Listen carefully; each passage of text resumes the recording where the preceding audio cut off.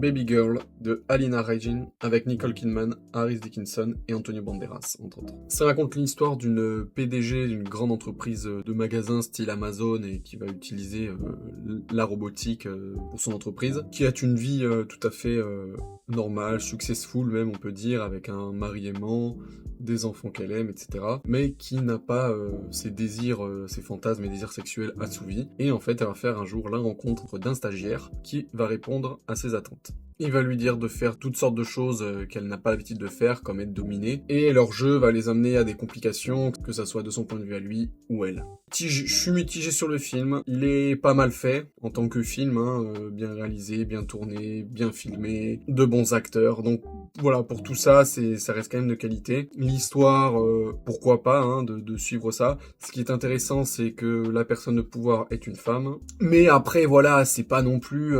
alors, j'ai pas vu 50 nuances degrés, mais j'imagine que ça, c'est un 50 nuances degrés bis. Alors, on va dire bravo Nicole Kidman, c'est plutôt qu'elle a osé, parce qu'en soi, jouer quelqu'un qui a des orgasmes, c'est pas compliqué, tout le monde le fait dans les films, la plupart des mecs le font. C'est juste oser, en fait. Ce qui est bien, c'est que oui, Nicole Kidman a osé certaines scènes, mais sinon, voilà, on peut pas parler de jeu d'actrice. Et lui, ouais, pourquoi pas. Enfin, en vrai, voilà, le film vole pas haut.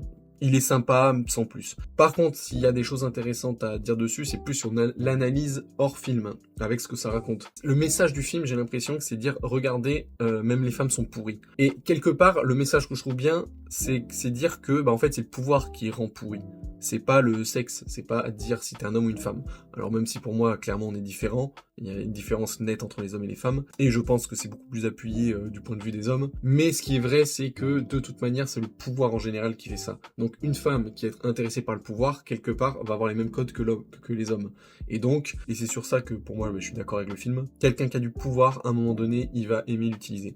Mais je suis pas d'accord avec ce qu'il dit dans le fond, parce que dans le film, Antonio Banderas dit à sa femme, même devant lui, que c'est de sa faute à elle. Il dit au mec qu'il se fait manipuler par sa femme. Et je suis pas vraiment d'accord, parce que dans le film, pour moi, c'est le mec qui la manipule. Alors, en plus de ça, il y a le côté objet, c'est lui qui la domine, mais je veux dire, c'est pas elle qui a l'emprise sur lui.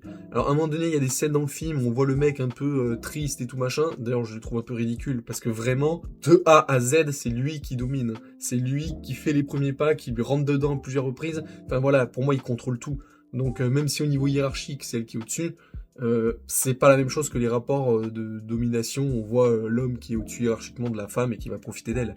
Donc là, c'est pour ça, à la fois je suis d'accord avec le message que certains donnent dans le film en disant si t'as du pouvoir, tu peux l'utiliser mal, ça je suis d'accord, mais c'est pas ce qu'on voit dans le film. Pour moi, Nicole Kidman, elle est plus utilisée que utilisatrice. Bref, si vous voulez voir le film et que ce type de film vous intéresse, allez-y, parce que ça reste de qualité, mais voilà, ça ne vole pas non plus super haut.